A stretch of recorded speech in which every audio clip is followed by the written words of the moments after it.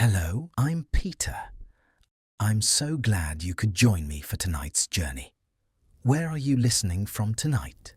The Midwest, the South, or perhaps some quiet corner of the countryside? Wherever you may be, let's settle in and listen to this story together. Tonight, we begin with something a little colder, a world of wind, wilderness, and winter. We are diving into what sleep was truly like during the winters of the Wild West. Forget the firelit cabins and gentle snowfalls Hollywood sold you. The truth, you probably would not last a single night. So before you get comfortable, take a moment to like the video and subscribe, but only if you genuinely enjoy these quiet journeys into the past. And let me know in the comments where you're tuning in from and what time it is for you. Now, dim the lights, maybe turn on a fan for that soft background hum, and let's ease into tonight's journey together. Let your mind drift, moving back through time, and allow it to settle upon the high plains of Wyoming. The year is 1872. The month is January. The sky above you is pale and blank, almost colorless, like a sheet of cold light stretched thin across the land. Snow has been falling for days.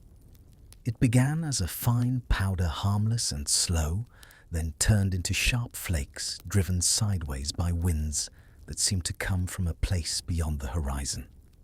You are far from any town.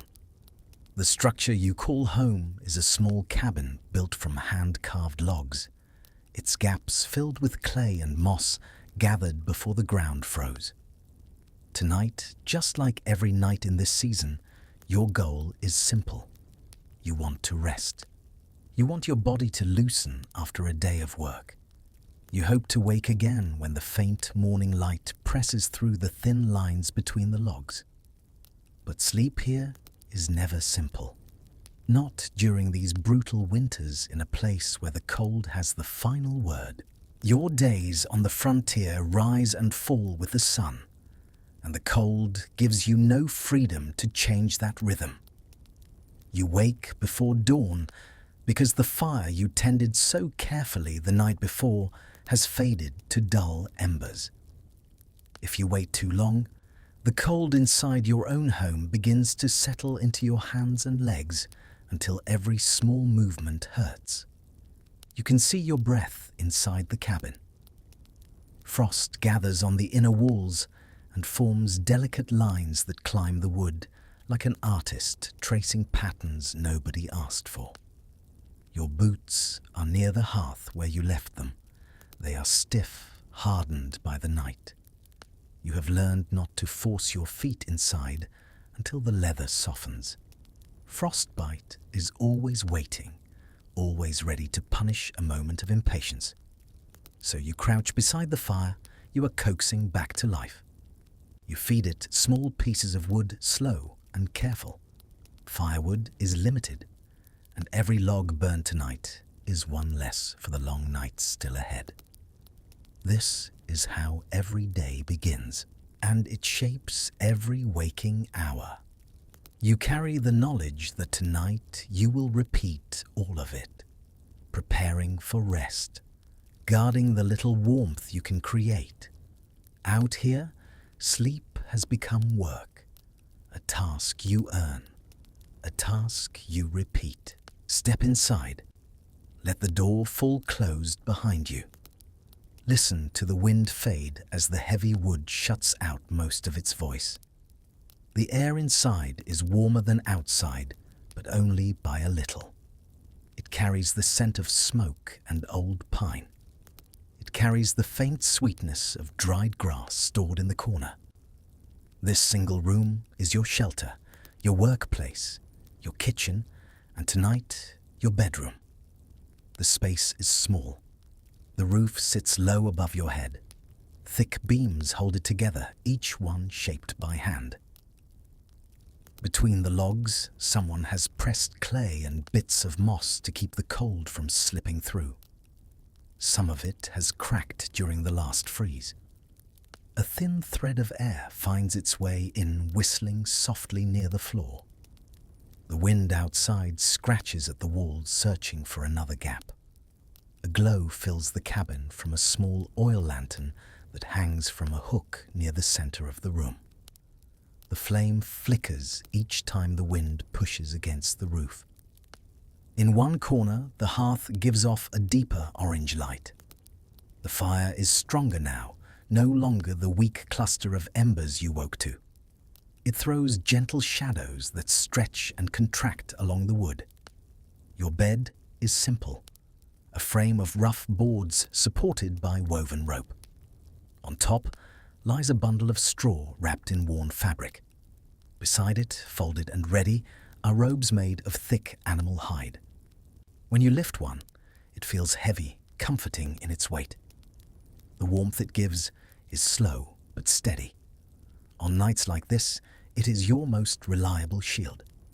Near the door, boots, tools, and a clay water pot sit on the floor. The water inside is not yet frozen, but it has a thin crust forming along the top. A wooden spoon rests against the rim. Someone used it earlier to break the ice and scoop out what they needed. You can still see the mark. If you look closely, you can spot the signs of colder nights. Little beads of frost gather along the lowest logs. They form patterns that resemble feathers or leaves. When the fire grows stronger, they melt and drip quietly onto the floor. This has happened so many times that the wood beneath carries a darker stain. For a moment, picture the tipi dwellings of the plains tribes. Their walls were shaped from tall poles and layers of buffalo hide. Warmth gathered near the center, where a small fire burned and smoke curled upward through a carefully made opening. The hides breathed in a way wood could not. They flexed with the wind, letting in small shifts of air, yet keeping most of the cold outside. Many frontier travelers envied those structures during the coldest winters. But tonight, you are here, in a cabin that creaks softly under the weight of snow, in a room smaller than you remember during the day. The fire settles, the lantern steadies. The world outside becomes distant, almost unreal. For the first time since morning, the cold is no longer biting. It is waiting outside, pressed against the walls, while you stand in the thin circle of warmth this room can offer. This is where you will sleep. This is where you will wait for dawn. And as you breathe in the scent of smoke and warm wood, you can almost feel the room draw in closer, holding the night at bay. The work of getting ready for sleep begins long before your body feels tired. As the afternoon weakens, and in winter it weakens early, the light slips away almost without warning. By 4 o'clock, the sky is already dim, and the cold begins to settle in for the night. That is the moment you start thinking carefully about your firewood. You have a stack outside under a simple shelter leaning against the cabin wall, but it never feels like enough. Trees are scarce here, and the pieces you dragged home are often damp or too green to burn well. Dry wood takes planning. The kind of planning you could not always spare during the short summer months when every day was spent planting, patching the roof, fixing tools, and trying to keep ahead of the long winter that always comes too fast. So you feed the fire with caution, a little at a time, just enough to soften the cold, just enough to heat the thin supper waiting in the pot. Beans, a little salted meat if the week has been kind, water melted from clean snow. You sit close to the hearth while you eat. The front of your body warms, your back stays cold. The cabin is too small and too loosely sealed to ever feel warm in every corner. There is the space near the fire, and then there is the rest of the room. When the bowl is empty, you turn to the small duties that mark the coming of night. You check the door, making sure the latch is firm against the wind and against any hungry creature that might be traveling through the dark. Most nights you hear wolves far off their calls, moving across the plains like water sliding over rock. You check your boots, shifting them slightly closer to the fire so the leather will not freeze solid again. You set out tomorrow's clothes, hoping that a night near the warmth will make them easier to pull on in the morning. Then you add one final log to the fire. You know it will be the last until dawn. Over time, you have learned how to build a fire that burns low and steady through the night. You gather the glowing coals, shape them into a small mound, and cover them with ash to slow their burn. Some mornings, you wake to a patient glow that can be brought back to life. Other mornings, you wake to cold grey ash and must begin the whole process from the start. And when the chores are finished and the fire has settled into a slow, steady breath, there is nothing left except to surrender to the long winter night. You move toward your bed, and the cold reaches you before you even touch it. The blankets have been sitting in the same winter air that fills the cabin, which means they hold the chill all the way through. Not frozen, but cold enough that sliding under them will shock your skin, no matter how many nights you have done this. Some settlers warm stones in the fire and wrap them in cloth to heat the bed before lying down. You have tried it yourself. The stones stay warm for a short while, then turn into heavy lumps that cool slowly under the blankets. Even so, on the worst nights, that first wave of heat feels worth it, even if it disappears long before morning. The very idea of removing any layer of clothing is unthinkable. Warmth is something to be guarded, not discarded. And so you sleep in the very clothes you wore through the day, the wool shirt, the long underwear, the socks that never seem to feel entirely dry. And then you fold your body inward. You draw your knees toward your chest, a posture taught by the cold itself, in an effort to conserve every precious bit of heat. Your hands are tucked between your arms or pressed to your stomach. You make yourself as small as you possibly can.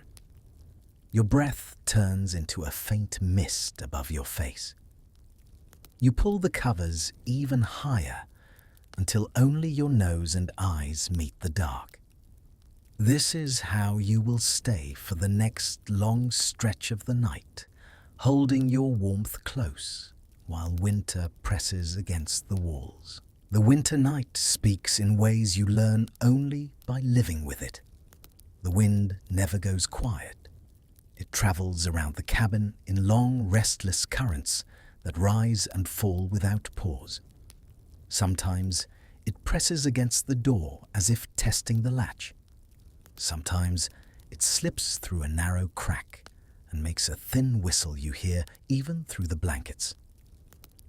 Every shift in the wind reminds you how little stands between you and the cold. The cabin adds its own sounds. The logs contract as the temperature drops, sending sharp pops through the room that echo louder than you expect. You have heard these noises many times, yet each crack still makes you lift your head for a moment. Snow moves on the roof as well. It slides downward in slow, heavy sheets and lands with a muted thud. For a second, you wonder if something larger has fallen, then realize it is only winter rearranging itself above you. Farther out in the dark, animals call to one another across the frozen ground. Wolves send long voices into the night that drift farther than you can imagine. Coyotes weave their higher cries through the wind in quick bursts. On rare nights, a mountain lion releases a single cry that stretches out and fades in a way nothing else does. Inside the walls, mice rustle softly, moving along paths they have created through the insulation. You have stopped trying to chase them away. They are surviving the cold just as you are. Despite your exhaustion, sleep comes slowly. There is a thin line of worry that belongs to every winter night. You think about the fire and whether it will last until dawn. You think about the temperature falling farther than expected. You think about storms that can build without warning and leave you trapped inside for days. These thoughts move in quiet circles, not strong enough to frighten you, yet steady enough to keep your mind awake. You breathe slowly and try to let the rhythm soften your thoughts. Some nights, the cabin holds more than one sleeper. Families gather close children bundled into corners where the warmth settles deepest. Couples share blankets and depend on each other's heat more than they admit. In bunkhouses near cattle drives and mining camps, rows of narrow beds hold men who sleep shoulder to shoulder. Their breathing, coughing, and shifting blend into a rough kind of lullaby. It is not graceful, but it reminds you that you are not alone in the dark. Travelers face harder nights. A rider on the open prairie lays his bedroll on frozen ground, eats what little he has warmed over a small fire, and curls beneath his coat. The cold beneath him pulls at his body until he wakes again, checking the fire, checking the horse, checking the silence. He sleeps in short fragments rather than hours. On the frontier, sleep is never pure rest. It is a pause, a moment you allow, because your body insists while some quiet part of you stays alert for whatever the night may hold. Danger does not disappear when you lie down to sleep in winter. It settles in beside you, quiet and patient. The cold can take what it wants without much warning. Frostbite moves through fingers, toes, and the tips of your ears, while you rest, creeping in slowly until sensation fades. A poorly vented fire can fill the room with smoke or invisible fumes that steal breath from an entire cabin before anyone wakes. These were the realities of brutal winters. Hypothermia has its own tricks. It makes you drowsy even as it drags you toward real harm. And the moment you begin to feel strangely warm or careless is often the moment things are slipping too far. Stories travel across the frontier about people found in spring wrapped in their blankets, as if they had simply drifted into gentle sleep, only to be frozen solid beneath the thawing snow. These tales stay with you. They remind you that the line between rest and danger is thin when the temperature sinks low enough. So even when you sleep, you monitor yourself, half awake, half aware. You pay attention to your feet. You test your hands beneath the blankets. You notice whether your thoughts feel clear or slow. If the cold begins to confuse you or makes you want to throw off your layers, you know you must move. Sit up, stir the fire, do something before the night overtakes you completely.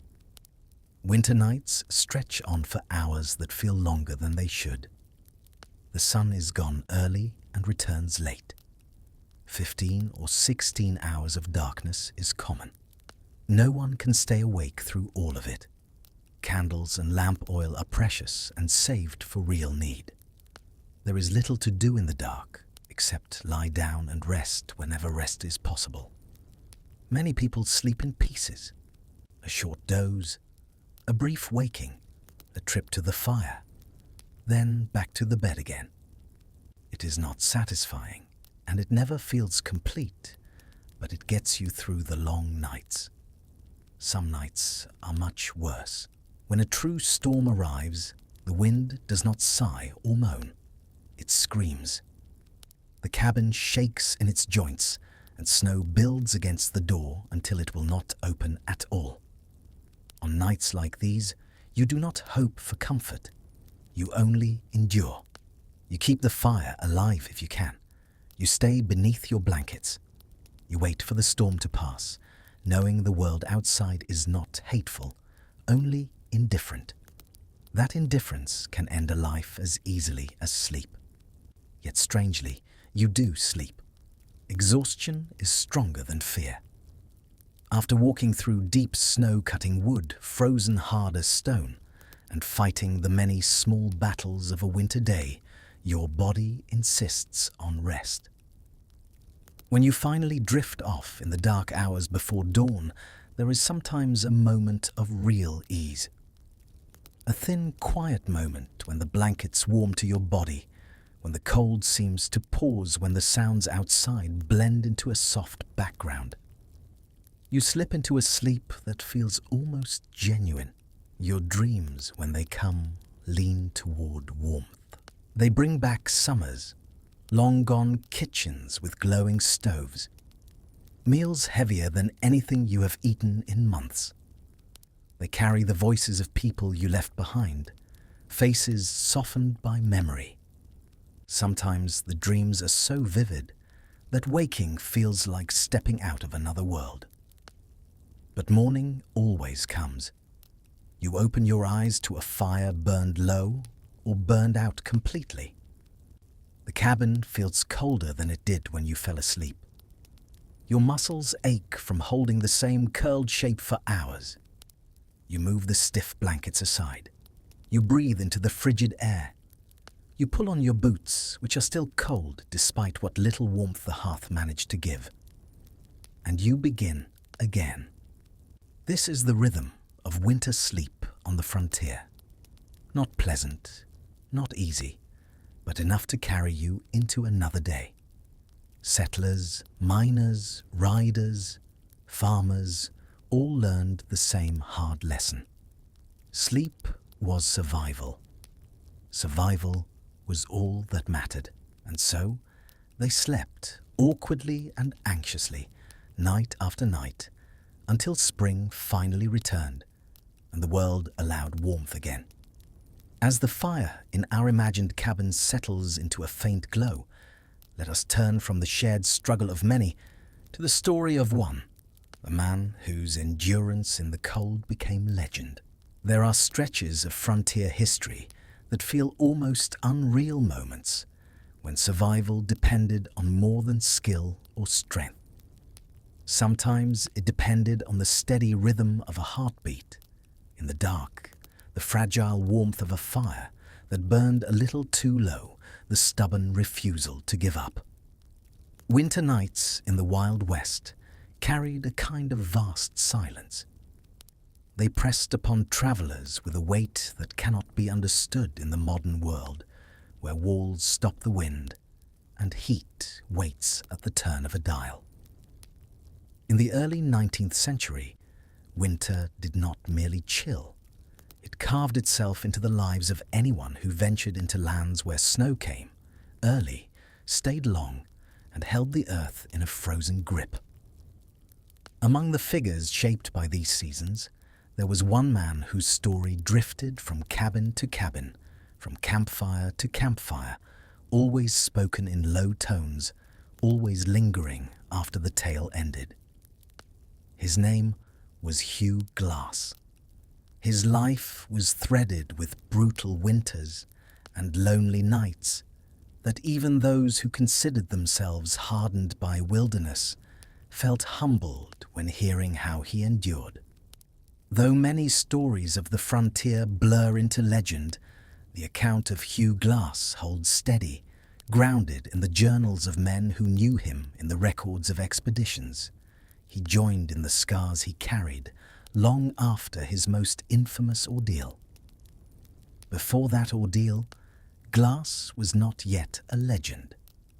He was a man with a past that refused to settle into clear lines. Some said he had sailed for years, working aboard ships that crossed oceans and navigated coasts. Others claimed he had been forced into crews that raided other ships, unwilling but trapped by circumstance. There were rumors of years spent among native people, years that changed him in ways deeper than language or skill. The record is fragmentary, as records often were for men who lived on edges of maps. But what is certain is this. Glass knew hardship well before he set foot in the trapping grounds of the Upper Missouri. He understood hunger, he understood cold, and he understood how to find rest when rest seemed impossible. By 1823, Glass had joined a fur-trapping expedition led by Major Andrew Henry.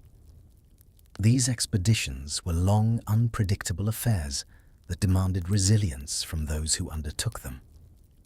The trappers moved through rivers and prairies, following the trails of beavers carrying traps and supplies that weighed heavily on their backs. They slept wherever night found them, beneath shrubs bent by wind, inside shallow pits scraped from frozen ground, near fires that smoked more than they warmed.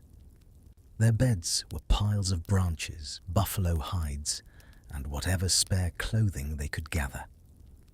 Sleep on such journeys was rarely peaceful. Nights brought the sounds of coyotes circling camps, the snapping of tree limbs under snow, the low murmur of rivers beneath winter's surface. Men often woke cold and stiff, their breath frozen on their blankets. But sleep came all the same, because exhaustion eventually conquered cold.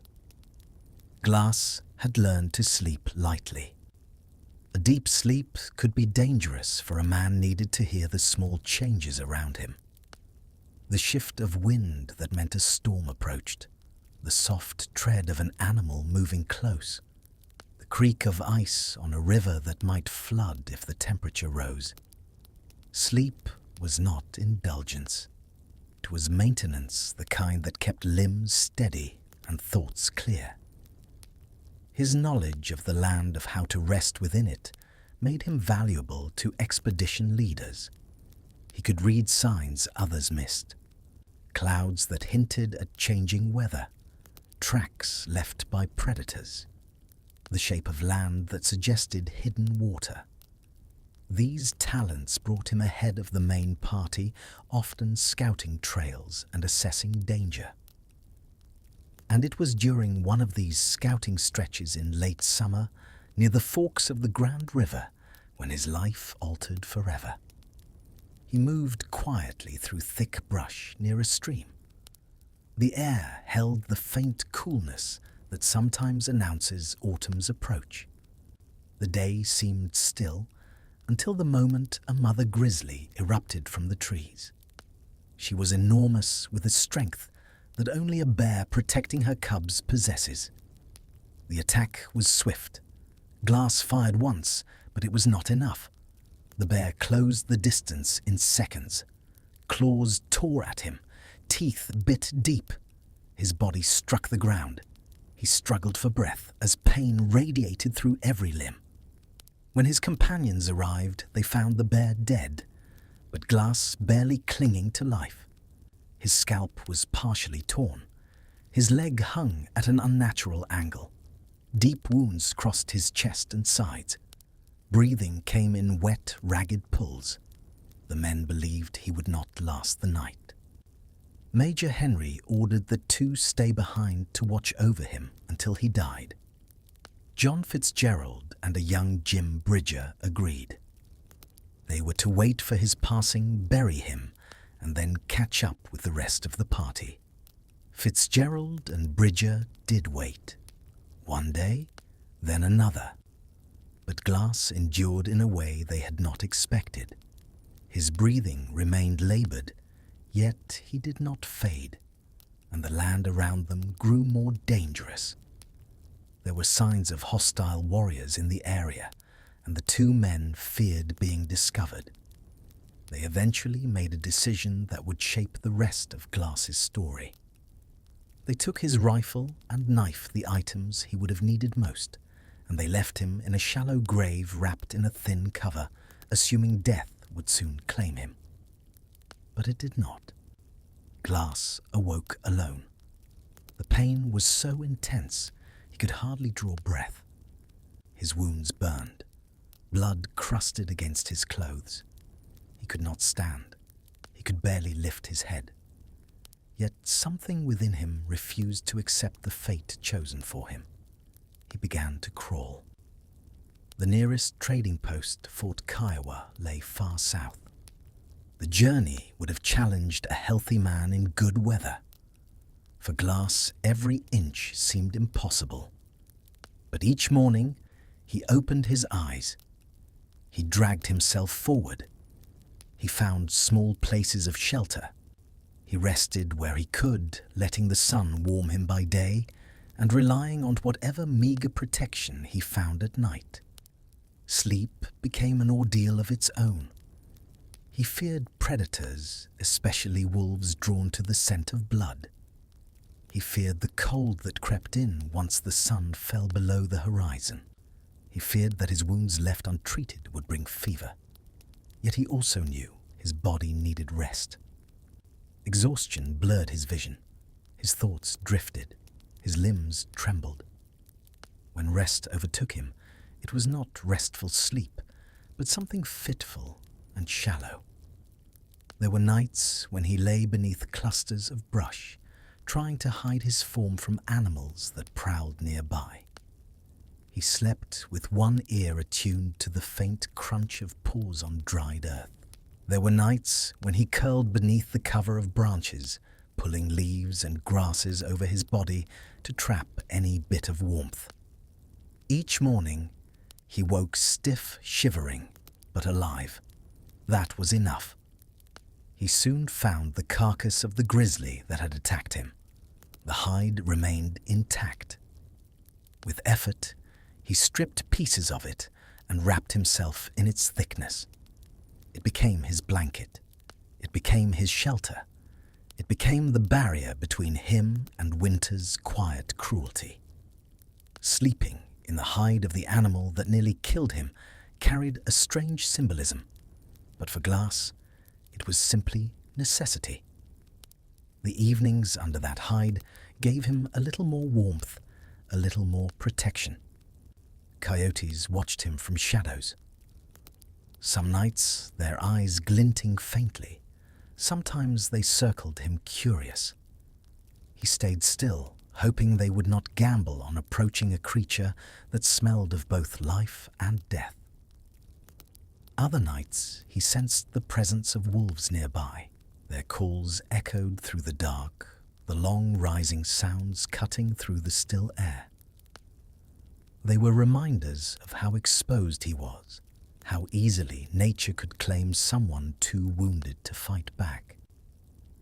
He survived on berries when he found them, on roots pulled from soil with bare hands. When he witnessed wolves bringing down a buffalo calf, he waited. Once the wolves had eaten and wandered away, he crawled to the carcass and fed on what remained, using the meat to sustain himself for days. He cut fresh hide from the animal, as well layering it under the bearskin to strengthen his bedding at night. As the days passed, his wounds began to seal. His leg regained enough strength to help guide his body forward. His breathing steadied. He learned to build small fires from dry grasses and sticks, coaxing smoke into flame. The glow of firelight gave him comfort in ways that only those who have endured deep isolation understand. Fire offered warmth, but also a sense of presence. It pushed back the void. When flames flickered beside him, he found he could sleep longer, drifting into short stretches where the pain eased. He eventually encountered native travelers who offered food and basic healing. Their generosity helped him restore strength that had been draining from him each night. Further along the river, he met traders who let him ride for a short time on their keelboat. With each encounter, his path grew less desperate, though it remained long. When he finally reached Fort Kiowa, he was nearly unrecognizable, scarred, thin, sunken-eyed, but breathing. The men who saw him arrive understood they were witnessing something rare. A man many had believed dead walked into their presence and asked for rest. That night, Glass slept on a cot inside real walls, wrapped in blankets that smelled of wool instead of dirt and blood. He slept without needing to listen for animals or storms. He slept under the warmth of fire tended by others. According to accounts, he drifted so deeply that hours passed unnoticed. His body accepted the chance to rebuild.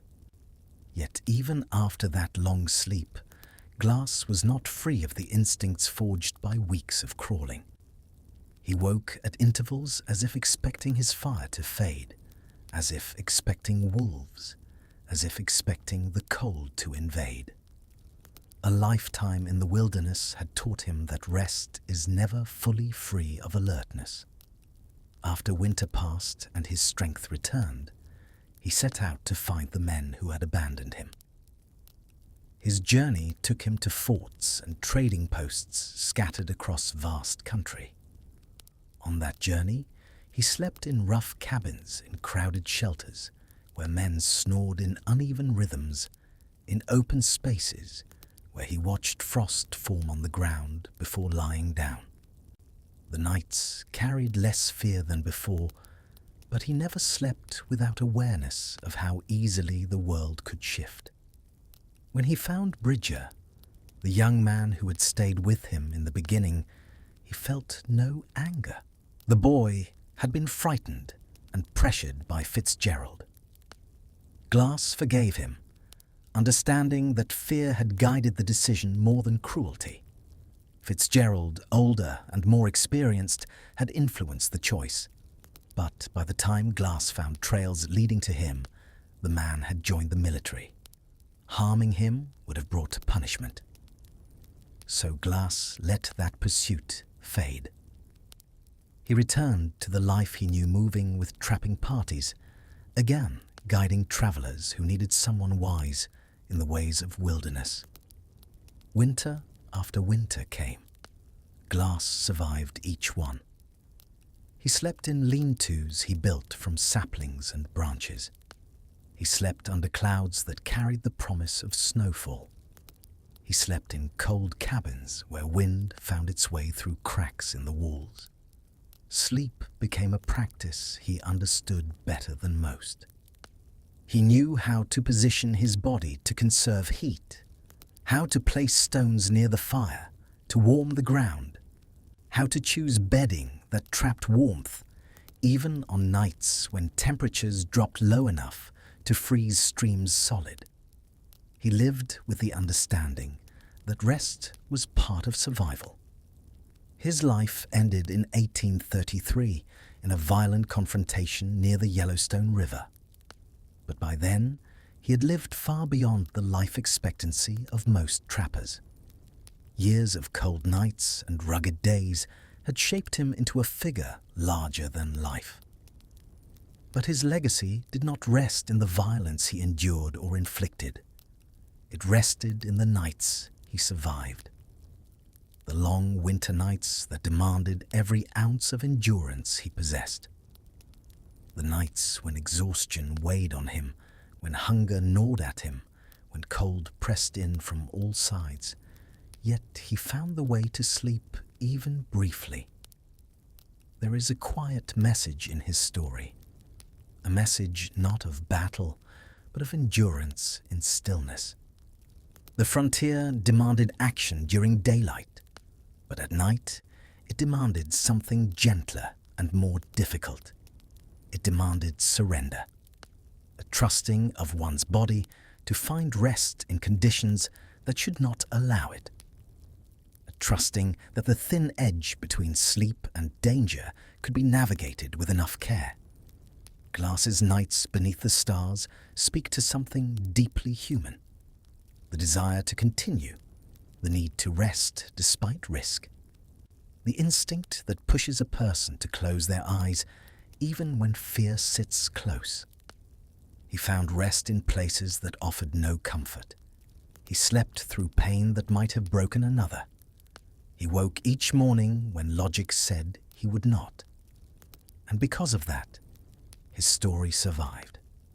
passed quietly from voice to voice, carried through the decades by those who understood what winter can do to a man.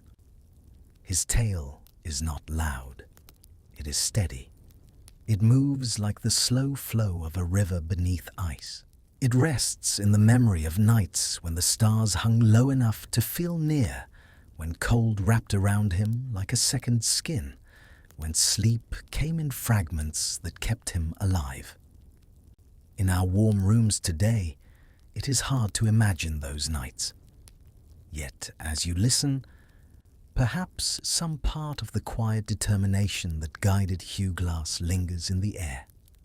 A reminder that even in the harshest winters, even in the darkest hours, the body finds its way to rest. And sometimes that rest becomes the force that carries a person into another day. As the night deepens and the landscape around us settles into a quiet that feels almost ancient, we can let our attention drift from what is clearly recorded to what sits at the blurred edges of winter life on the frontier. The West was a place where practical skill met ways of living that had been refined across countless generations.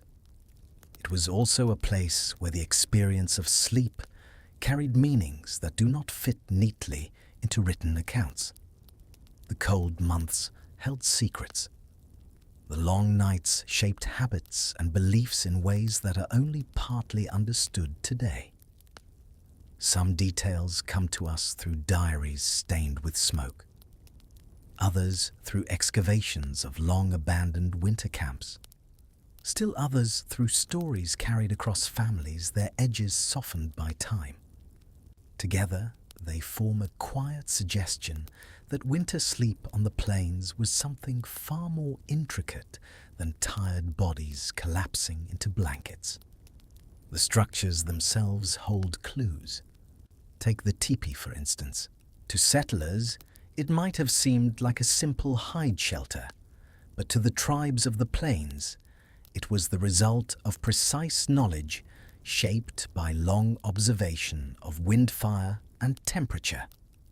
The Lakota, Cheyenne, Arapaho, and other peoples of the region had endured winters here for far longer than the newcomers. They understood how to build a dwelling that could live through storms that shattered cabins. They understood how to sleep through nights when settlers lay awake shivering.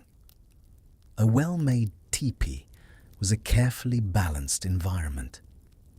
The shape directed snow downward so that drifts slid off instead of building weight that could crush a roof.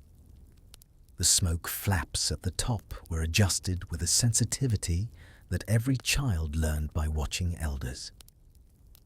A small change in the angle altered the flow of air, allowing smoke to escape while drawing fresh air upward from the base.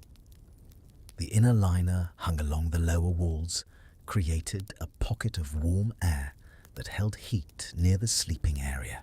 Even the floor was shaped with intention. Raised beds woven from willow branches lifted families off the frozen earth. Buffalo robes layered atop these platforms formed a thick cushion that trapped warmth while allowing moisture to move away from the skin. Archaeologists studying historical teepee sites have found patterns that repeat across tribes. Sleeping spaces arranged in a deliberate curve. Stones placed in steady intervals around the fire pit. Marks on the soil indicating where bedding was layered in ways that modern outdoor gear designers would instantly recognize. Winter survival depended not just on fire, but on how heat moved through the structure, how it rose and pooled, how it interacted with hides and airflow. Settlers noted these details in their journals, though they seldom understood the full reasoning behind them. Many commented on how surprisingly warm a winter teepee felt. Some remarked that families inside seemed to sleep more soundly than the men in their own cabins. The question lingered then, and lingers now. How did people sleep so well in structures that looked so vulnerable to newcomers? Part of the answer lies in technique, but part lies in ritual. Winter was not merely a season. It was a time of turning inward, both physically and spiritually. Evening routines often took on a quiet, almost ceremonial quality. As darkness settled, the fire in the center was tended with care. Stones were arranged at the edge of the bedding area to warm the ground. Children were wrapped first, tucked into the most protected corner. Elders lay near the softest curves of the liner where warm air collected. Adults formed a loose ring around them, adding another layer of insulation simply by their presence. And then, in many communities, came the songs. Low, steady melodies sung not to entertain, but to invite calm. Some families sang to encourage good dreams. Others sang to acknowledge the spirits believed to be closest during winter nights. The songs were short, repetitive, almost hypnotic.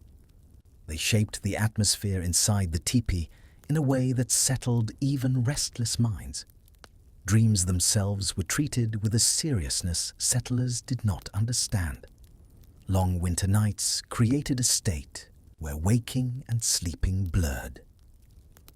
Across the plains, people believed that this season allowed the mind to travel to see beyond the immediate world. Certain dreams were thought to hold meaning.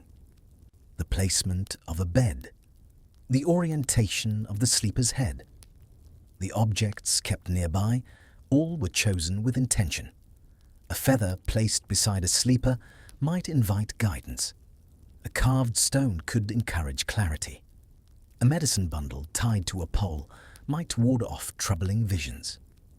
Young men sometimes chose to sleep apart from the main camp during winter, not to escape warmth, but to seek dreams that could shape their futures. They slept in small shelters made quickly from branches and hides. They slept under open sky on bitter nights, believing that clarity often came when the world stripped away comfort. These vision sleeps were not rest in the usual sense. They were attempts to cross a boundary between the seen and unseen. And here in the space between survival and meaning lies one of the great mysteries. Were these dreams spiritual, or were they partly born from the conditions of winter sleeping itself? Fires burning all night released smoke that altered the air inside shelters. At higher elevations, the thin, cold air reduced oxygen slightly. Diets grew simpler as winter progressed, leading to changes in metabolism. Long stretches of darkness shifted circadian rhythms. All these factors can produce vivid dreams, drifting consciousness, even quiet hallucinations. Settlers wrote about listening to people describe winter dreams, filled with animals who spoke landscapes that shimmered ancestors who visited in the dark. Europeans of the time dismissed such accounts as superstition.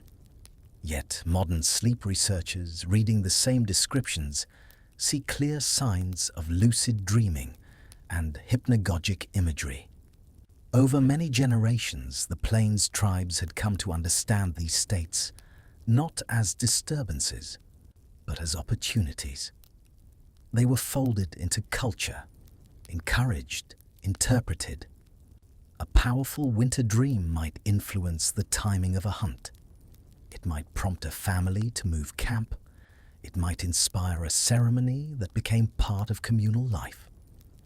Knowledge arrived through dreams as naturally as through daylight experience. This idea suggests something subtle but profound.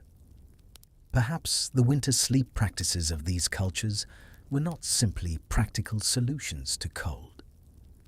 Perhaps they were also systems designed to work in harmony with the way the human body and mind respond to winter itself. Settlers fought winter. Native peoples worked with it.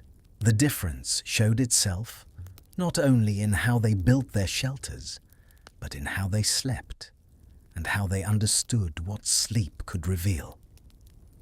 What we know for certain is incomplete. Much of this knowledge lived in spoken tradition that suffered greatly in the years of forced relocation and cultural disruption. Anthropologists can assemble fragments. Archaeologists can analyze bedding layers and fire patterns. But the full shape of winter sleep practices, especially the spiritual dimensions, may never be entirely recovered. Still, the mystery remains part of the quiet allure of frontier winter nights. The idea that sleep could be both survival and insight, that the darkness could offer more than rest, that dreams could be shaped intentionally by arrangement of space, by ritual, by the relationship between people and the cold world around them. The record leaves us with a feeling rather than a conclusion. A sense that winter sleep on the plains existed in a space between science and belief, between body and spirit, between what is remembered and what has been lost. And as we sit inside this imagined night, listening to the way the fire breathes, it is easy to sense how these mysteries once touched the people who lived them, and why echoes of their practices continue to fascinate anyone who tries to understand how humans truly endured the long frozen dark. When we shift our attention from the wide plains and frozen rivers to the people who settled them, we find a world of habits shaped by fear, need, creativity, and exhaustion. Winter sleep in the Wild West was never simple. The months of cold forced settlers to build a private language of survival, one that left behind traces in ruins scattered across the central states. These ruins reveal not only the struggle for warmth, but also the strange comfort that families carved out for themselves in the darkest season. Across Nebraska, Kansas, and the Dakotas, archaeologists continue to uncover fragments of domestic life buried beneath collapsed sod houses. Among the pottery shards and rusted nails, there is a recurring presence of smooth river stones placed near what would have been the sleeping corners. These stones often lie in small groups, sometimes 4, sometimes 6, carefully arranged in a way that suggests they once held meaning far beyond their physical purpose. Most frontier families heated stones to place in beds, a simple method to fight off the cold that seeped through sod walls and dirt floors. Yet many of the stones discovered today carry a mystery. Some were wrapped in remnants of cloth that should have been far too precious for such use.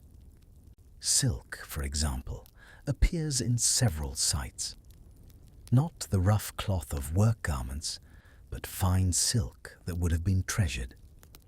Scholars puzzle over why anyone would enclose a heating stone in fabric that represented luxury on the frontier. One theory is purely practical. Fine fabrics trap heat efficiently more than homespun cloth. Another possibility goes deeper. These delicate wraps may have held emotional value, soft reminders of a past life carried into a world where comfort was scarce. Imagine a woman in a sod house, tired from a day of endless chores, retrieving a scarf from a trunk that held the last fragments of her life before moving west. Perhaps she wrapped it around a stone, not only to contain heat, but to feel for a few moments the connection to a gentler place. The soft glide of fabric against her skin, the sensation of something beautiful in a landscape that had taken almost everything from her. Some river stones reveal carved markings, crosses, circles, initials, lines arranged into patterns that do not match any known family symbols. These scratches may have been ways to identify stones when several families crowded into one shelter. Or they might have been silent prayers etched into the objects that held warmth during nights when temperatures fell to levels that sapped hope as easily as body heat.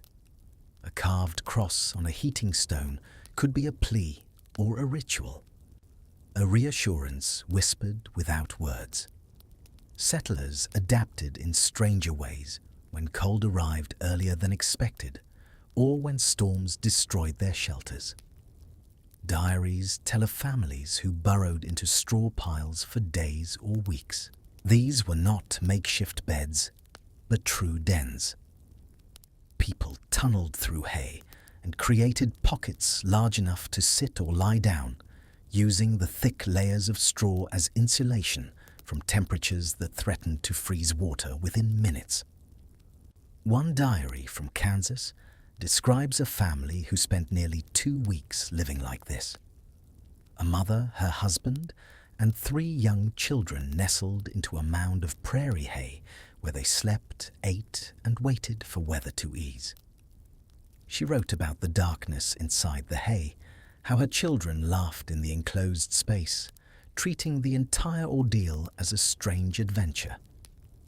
She wrote about losing track of time, how she could not tell morning from night, how the air smelled faintly of dried grass and smoke.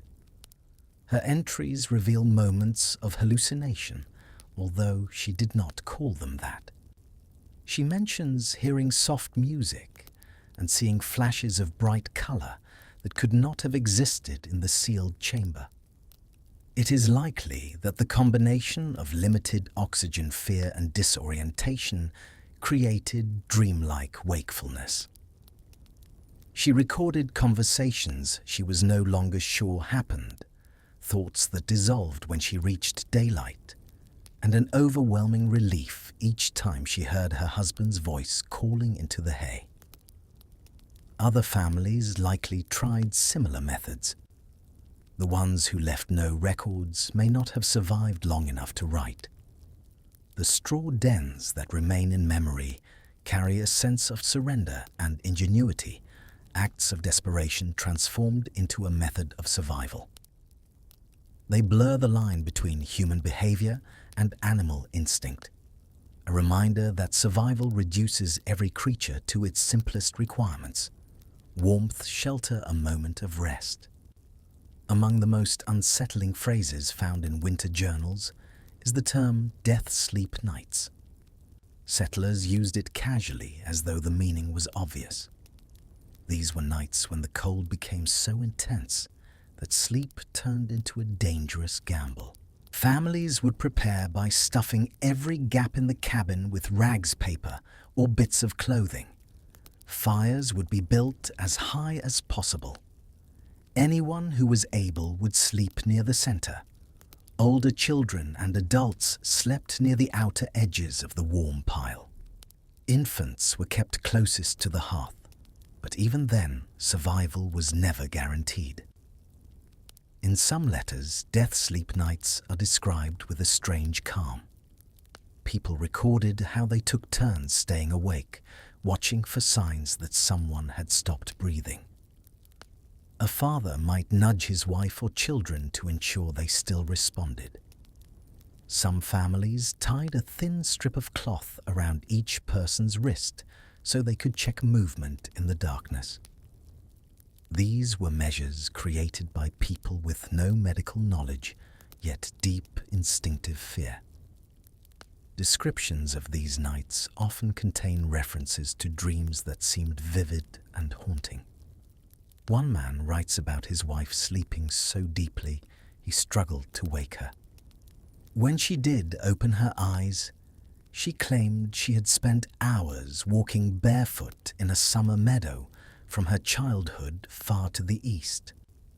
She believed for a moment that she was 8 years old again. The man wrote that her confusion frightened him more than the storm outside. The line between life and death, between waking and dreaming, thinned on such nights until people questioned which side they occupied. Medical understanding today explains some of this. Hypothermia slows the body into a deceptive state of calm. people drifting toward unconsciousness may feel strangely peaceful. They may remove blankets believing they are warm when in fact they are freezing.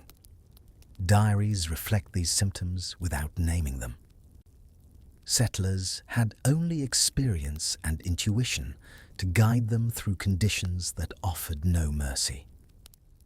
Death sleep nights also reveal something else. The settlers were building a culture shaped by necessity, where sleep became a communal responsibility. Protective habits formed naturally because the alternative was unthinkable. This sense of collective survival extended into the bunkhouses of mining camps, cattle towns, and railroad work sites. These places were rough shelters built with only one purpose: to hold as many people as possible. Comfort was never part of the design. Long rectangular buildings with walls of ill-fitting boards and narrow bunks stacked 2 or 3 high. In winter, men crowded into these spaces shoulder to shoulder. Sometimes 50 men slept in a space meant for 30 because the cold outside threatened to kill anyone left in the smaller outbuildings. These bunkhouses were filled with noise. Men snored, coughed, shifted, muttered in their sleep. Boots scraped on floorboards, blankets rustled, and the central stove clanged as logs shifted. The smell was overwhelming, a mix of unwashed bodies, wool damp from melted snow tobacco, and the lingering odor of a chamber pot that could not be emptied because the door had frozen shut. Yet, despite the discomfort, a strange social order developed. Newcomers were given the worst spots, often near the drafts. Men with seniority took the warmer bunks. Fights occurred, but rarely escalated. Injuring another man risked losing a vital member of the group. What intrigues researchers today is a pattern of collective awareness. Men would unconsciously take turns waking through the night. If someone stopped snoring, which could signal dangerous breathing patterns in freezing temperatures, another man would reach out instinctively to shake him. If the fire dimmed too much, someone would rise to feed it. No planning, no leadership, just shared instinct. Sleep synchronized. Groups of men moved through sleep cycles together, waking and settling in a rhythm shaped by cold and shared vulnerability.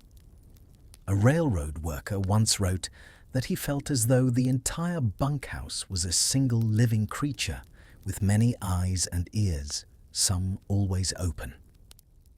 Such descriptions seem poetic, but modern psychology acknowledges that humans in extreme conditions do revert to ancient patterns.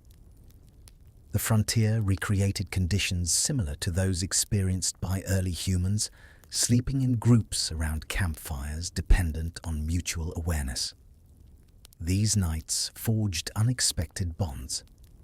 Men who barely knew each other became connected through the intimacy of shared sleep. They learned who talked in dreams, who shivered most, who cried quietly when they thought no one listened. They learned how others breathed the cadence of their nightmares, the rhythm of their rest. These details formed a kind of emotional map.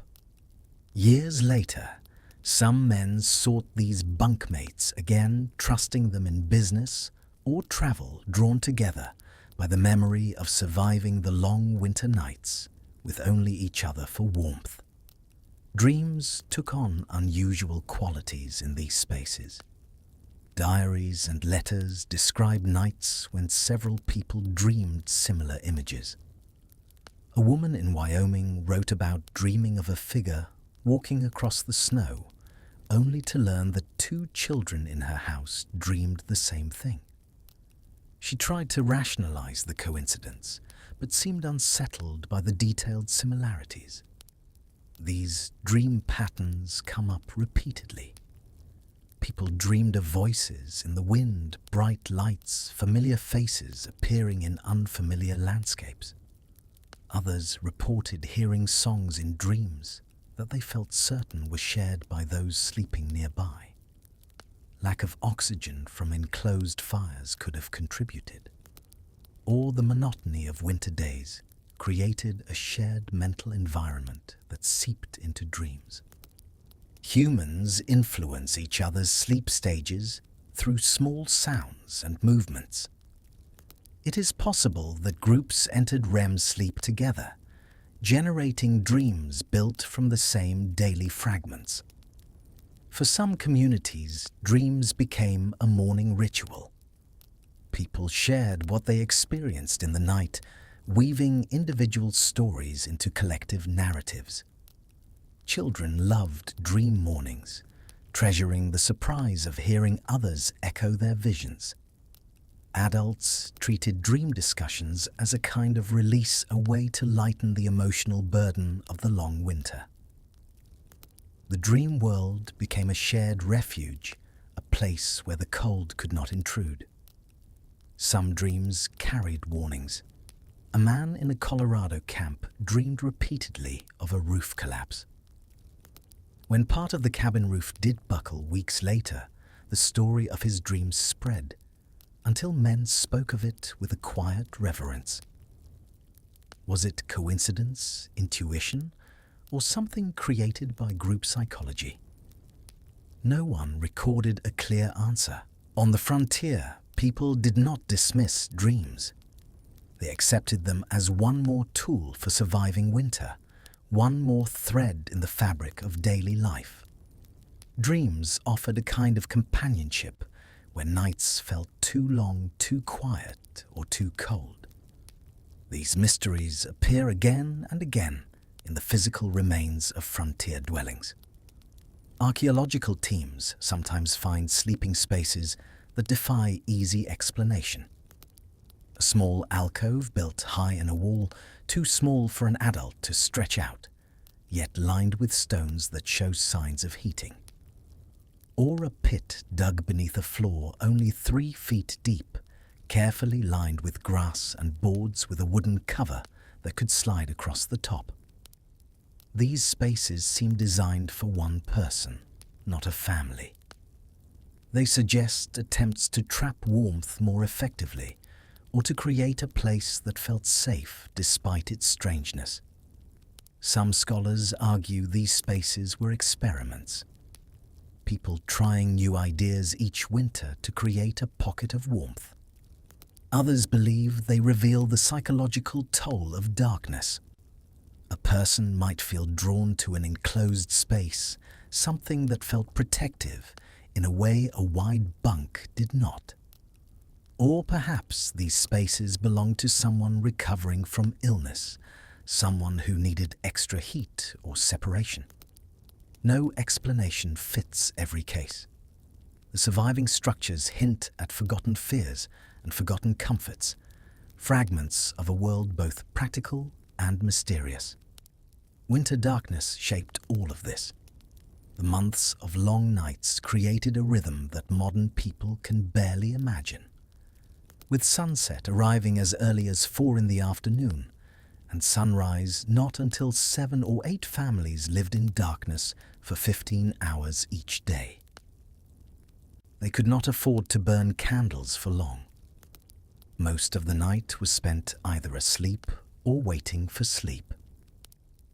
In the middle of these hours came a wakeful period that many diaries note without comment. People slept in 2 halves.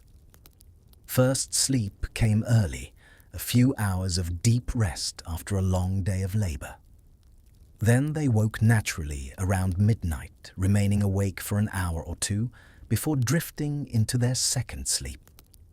During this midnight time, people prayed mended clothing, by touch, whispered to one another, or simply lay in silence listening to the wind. This pattern was ancient, rooted in cycles older than electricity. The frontier preserved it because winter left no alternative. In these dark hours, thoughts wandered. People contemplated the future, worried about supplies remembered home, or whispered stories. Some described peace. Others described fear so strong they felt paralyzed.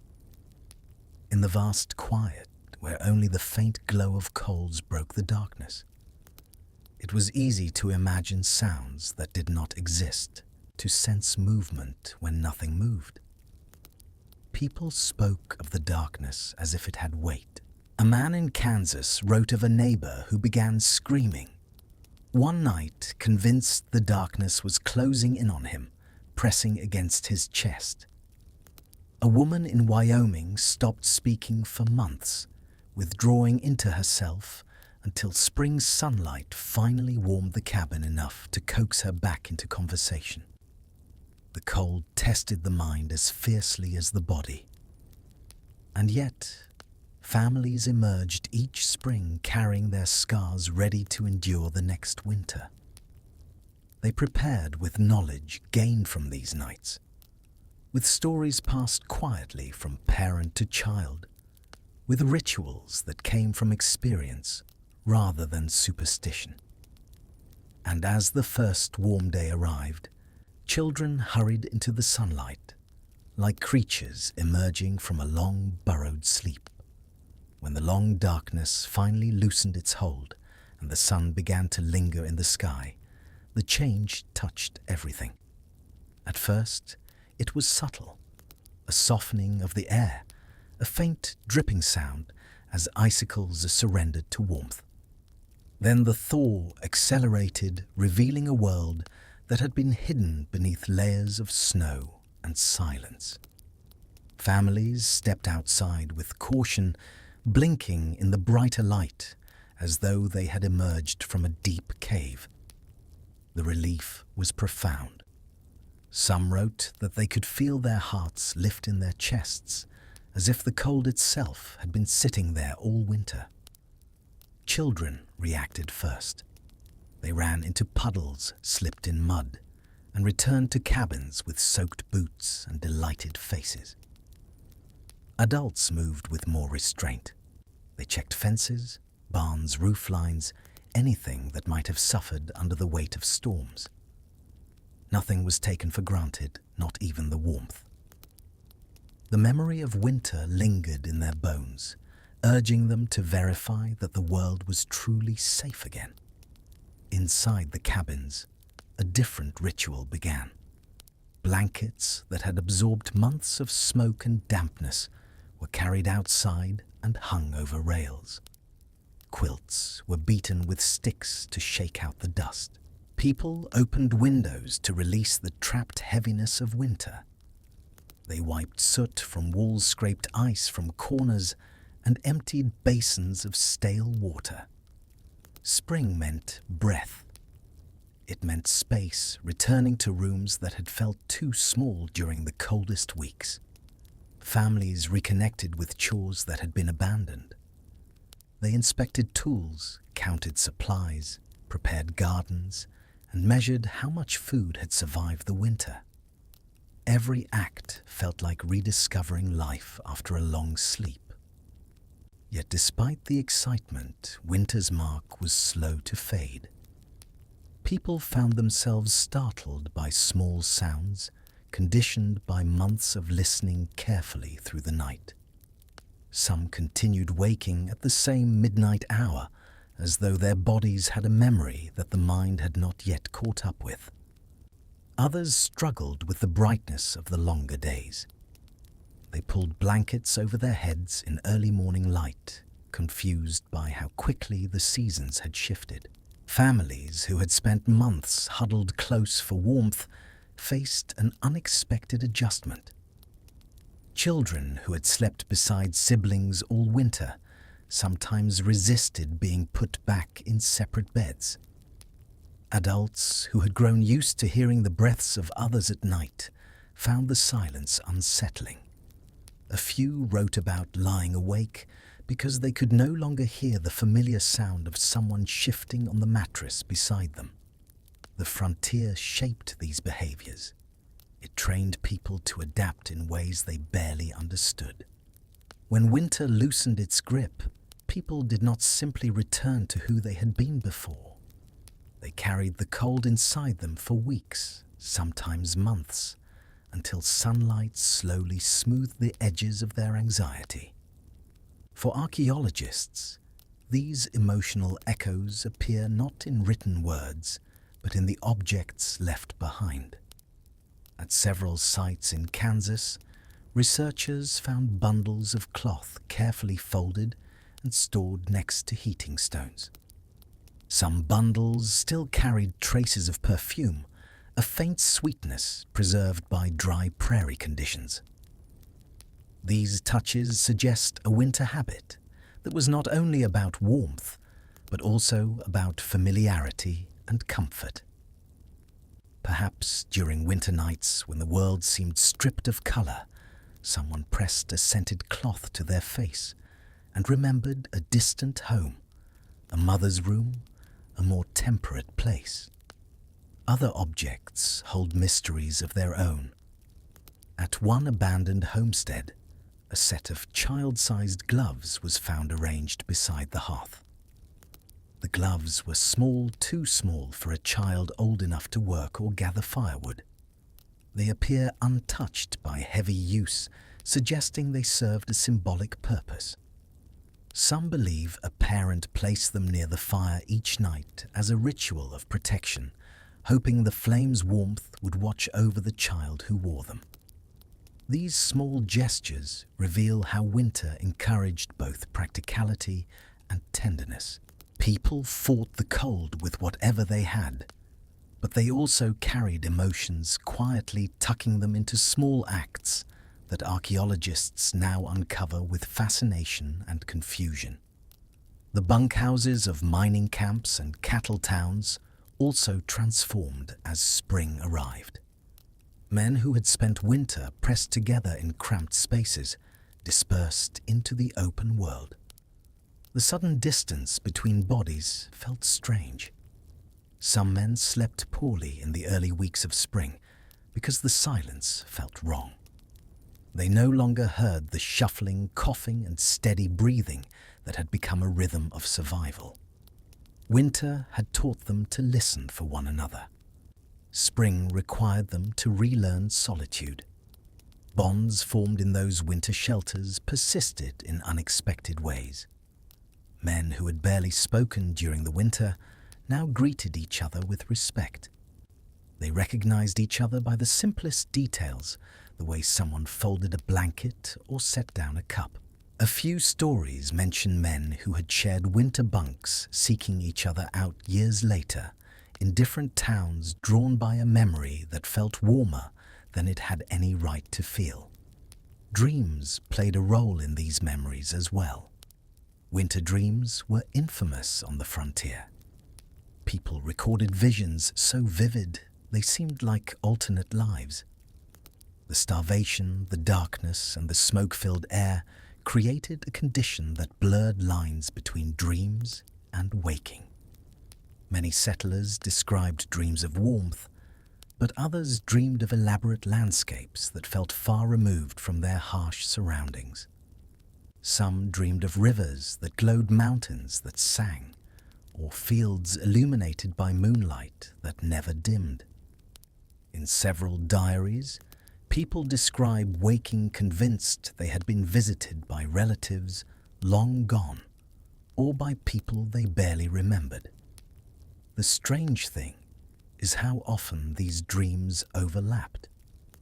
In one Wyoming household, a woman and her two boarders all dreamed of the same figure walking across the snow the same night. In a mining camp, several men dreamed of a burning cabin during a blizzard, though none had ever seen such a sight. These experiences puzzled settlers. They lacked the vocabulary to explain shared dreams, so they simply accepted them as part of winter. Modern researchers suggest several explanations. Limited oxygen in sealed cabins affects the mind. The closeness of bodies in cramped spaces can synchronize breathing and sleep stages. The monotony of winter days gives everyone similar mental content to draw from. Yet none of these theories account for the emotional intensity described by those who lived through it. For them, these shared dreams were as real as the cold. Some communities even formed rituals around dreams. In the mornings, when fires were rebuilt and food warmed in dented pots, families gathered to share their dreams from the previous night. Children whispered their visions with excitement. Adults spoke more slowly, choosing words with care. These conversations brought people together in ways no physical labor could. Dreams became a social tether when isolation threatened to fracture households. Deep winter darkness influenced everything. Diaries describe the darkness as heavy, like a curtain dropping across the world. Without candles or lamps to burn for long hours, families spent most of their nights in near blackness. Only faint embers or the dim outline of a window broke the void. In this deep quiet, people's thoughts took shapes they did not fully understand. Some wrote of peace during these hours. Others described fear that felt ancient and unexplainable. One Kansas settler wrote of seeing shadows move across the ceiling when no light source existed. A woman in Montana wrote of hearing whispers that turned out to be nothing more than gusts of wind traveling through cracks in the wall. Yet she admitted the whispers felt too deliberate, too human to dismiss entirely. A few settlers suffered severe psychological strain. A man in Nebraska believed the darkness itself was alive. He woke one night shouting that it had wrapped itself around his chest. It took his wife and oldest son hours to calm him. A teacher in Wyoming stopped speaking for the entire month of February. She later wrote that the cold had somehow hollowed out her voice, leaving her unable to produce sound until warmth returned. These stories illustrate winter's mental toll. The cold attacked the body, but the darkness attacked the mind. And yet, amid these hardships, resilience appeared everywhere. People developed methods that were neither traditional nor inherited from their homelands. The frontier encouraged experimentation. Sleeping pits dug into floors, narrow alcoves carved into thick walls, beds layered with mismatched fabrics, stones wrapped in silk or linen. None of these had direct precedent. They were born from the need to sleep, despite fear, cold, and silence. In one Montana site, researchers discovered a narrow wooden box built into the wall, just large enough for a curled adult. The box contained a scrap of embroidered cloth, a tiny sachet filled with dried herbs and small stones that had been heated repeatedly. Someone slept there. Someone found comfort in this tight enclosed space. The reasons remain unknown. Spring softened these mysteries but never erased them. As warmth grew, people aired out these strange sleeping places, yet they did not remove them. They remained part of the home ready for next winter. Perhaps their oddity no longer mattered. The frontier required practicality, not beauty. As spring progressed, families found themselves speaking more often. Winter silence had required them to conserve breath or to speak quietly in crowded rooms. Now voices filled open spaces again. Songs returned. Children argued and laughed. Adults discussed plans for planting, repairing, building. Social life revived, though winter sleep patterns left traces for months. Some continued rising in the night for no clear reason. Some fell asleep earlier than usual. A few found themselves dreaming less, as though spring dimmed the vivid inner life that winter had intensified. When settlers reflected on winter, they rarely emphasized the pain or fear. Instead, They remembered the small moments of warmth. A blanket heated by a stone. The glow of embers forming a quiet circle of light. The sound of someone breathing nearby. These memories became stories passed down through generations, reshaped into family lore. Grandparents told grandchildren about the worst winter storms, but they described them with calm tenderness. They spoke of snow that piled high enough to reshape the land of nights, spent beneath layers of quilts of dreams that felt like another world. They remembered their neighbors, their bunkmates, the strangers who became family through the intimacy of shared sleep. Even difficulties became softened as though time coated them in a layer of gentleness. What remains remarkable is the resilience that winter carved into these people. They endured conditions that pushed bodies to their limits. They found ways to rest when the world outside offered no comfort. They learned to adapt, to shift, to create solutions out of scraps and instinct. Their sleep was never luxurious, never predictable, but it was enough to keep them alive. Perhaps that is the lesson hidden inside these long months of darkness. People will sleep even when sleep feels impossible. They will share blankets. They will wrap stones in silk. They will create nests in hay or carve alcoves into walls. They will whisper dreams in the morning and remember them for years.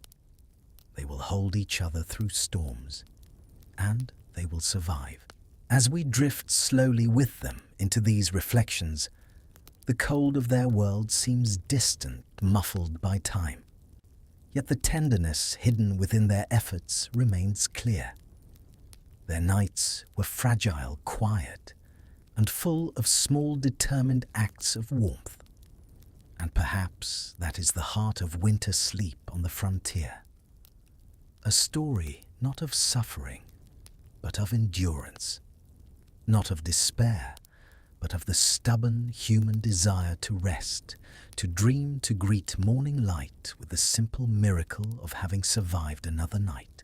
As the long night of our journey begins to soften toward a quiet, pale dawn, let us drift toward another corner of winter sleep.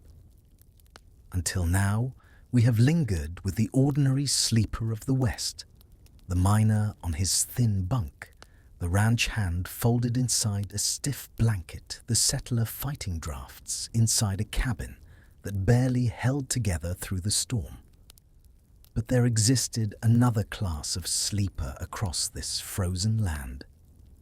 A smaller group, but real enough to leave traces in letters, in hotel ledgers, in the still-standing rooms of homes that carried a kind of fragile glamour into the frontier cold. These were the sleepers who met winter with imported comforts. Fine linens sewn far from the plains. Carpets that never touched prairie dust until their owners carried them west.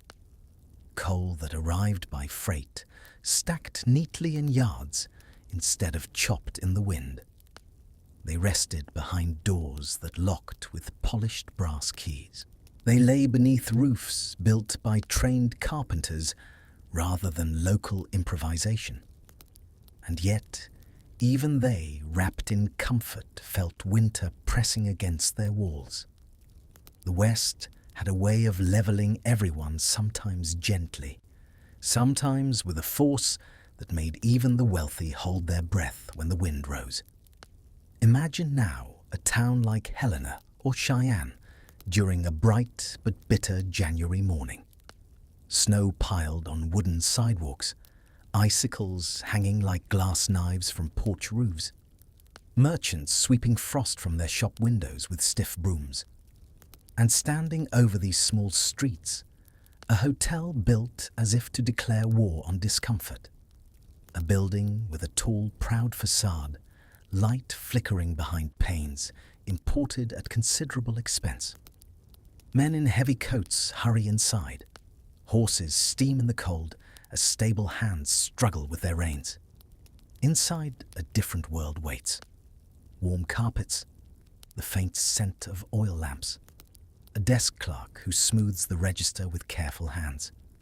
Let us pause within one such hotel, the Northern Star House, a place that stood for only 2 decades before fire claimed it. Travelers who slept there in the winter of 1881 wrote about its warmth in ways that verge on poetry. One woman described stepping through its doors as crossing a thin border between 2 worlds. Outside, the cold bit like an animal. Inside, the air settled around her like a bath. Yet despite the comfort that seemed so absolute, the sleepers within the Northern Star House did not truly sleep easily. Not fully. Not with the instinctive trust a person has in a home that has stood for generations. The building was warm, yes, but the warmth came from stoves that required constant feeding and fireplaces that needed supervision.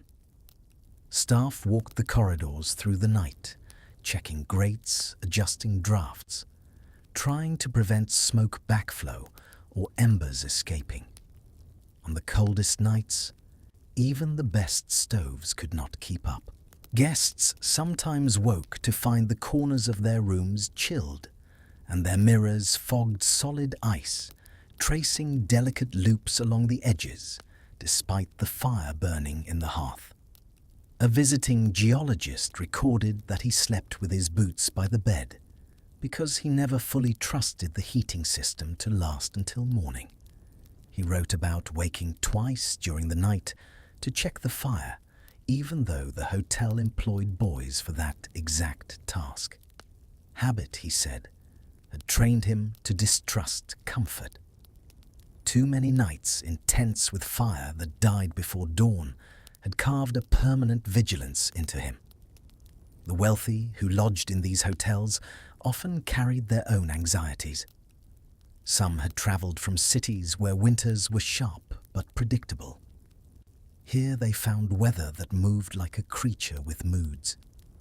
One night still and quiet, the next filled with wind so fierce it rattled the shutters until they felt loose in their frames. More than one guest reported lying awake, convinced the wind might tear part of the roof free.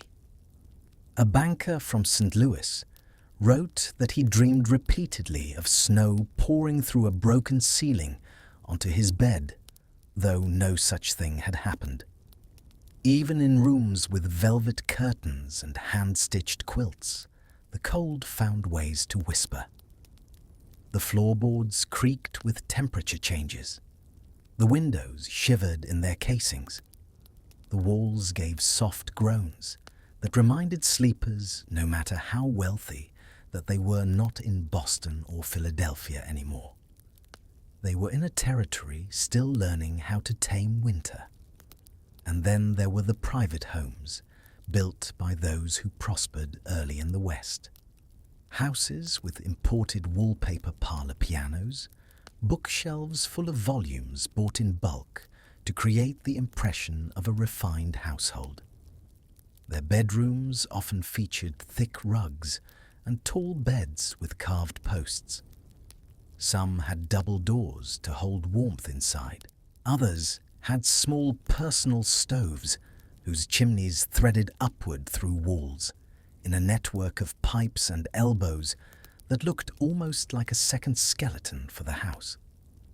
But these homes, for all their beauty, were not immune to the season. A ranch owner's wife near Fort Benton kept a journal that survives in a family archive. She wrote about sleeping in a room filled with lace and polished wood, yet waking to find a crust of ice on the water inside her pitcher. She wrote about the way the cold entered through the wood itself, not through cracks, but through the material. The bed frame would feel chilled long after the fire burned bright. The quilt edges would stiffen where they hung over the sides, touched only by air that pooled in the lower parts of the room. The servants who tended these homes experienced the cold even more sharply. They often slept near kitchens or in upper attics where heat did not reach. They were the ones who rose before the household to light fires. They were the ones who moved through cold hallways in the dark, their clothes not yet warmed, their breath turning to mist. The wealthy rarely witnessed this labor directly, but they sensed it in subtle ways. They noticed, for instance, the difference in heat between waking moments and the hour before bed, when servants had not yet banked the fire properly for the night. Yet even with these inconveniences, the elite boasted comforts unimaginable to the common frontier worker.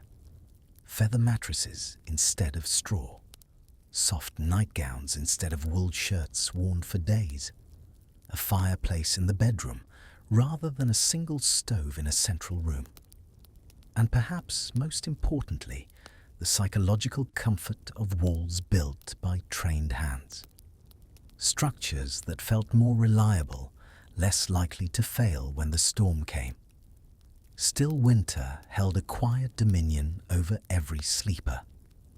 One prominent family in Utah, the Talcotts, lived in a mansion with nearly a dozen rooms. And yet, one winter, after a week of storms, they moved all their beds into a single parlor near the largest stove. They slept together like travelers in a way station, their fine embroidered pillows turned into makeshift bedding on the floor. The children delighted in this novelty, calling it the Grand Winter Camp, but the diary of Mrs. Talcott reveals quieter anxieties. She wrote of listening to the beams of the upper floor expanding and contracting, of imagining the weight of snow on the roof, of worrying that their stores of wood might not last the season. Here we find something important. All sleepers of the frontier, no matter their wealth, felt winter pressing against their lives. Some felt it in their bones as they lay curled in cabins. Others felt it in the uneasy knowledge that comfort depended on a fragile chain of servant supplies and weather conditions. The frontier did not allow anyone to forget the land outside. It was too large, too cold, too present. And so even the wealthiest of sleepers often rested lightly. They wore soft night robes, yes, but they kept boots nearby. They trusted their walls, but not entirely. They allowed themselves the luxury of heavy quilts, but some part of them always listened, always waited, always wondered in a small corner of the mind that refused to quiet what the night might bring if the fire faltered or the wind rose. Let us stay for a moment with this divide. On one side, workers who slept under patched blankets in rooms filled with drafts. On the other, those who slept under imported linens in homes built by craftsmen. Yet both groups, when night came, in the depths of winter, closed their eyes to the same wind. Both heard the long breath of cold passing through streets and hills. Both felt darkness settle like a weight. In this way, winter revealed a kind of equality, not in comfort, but in vulnerability. Everyone slept in the cold. Everyone depended on fragile heat. Everyone woke grateful for another morning.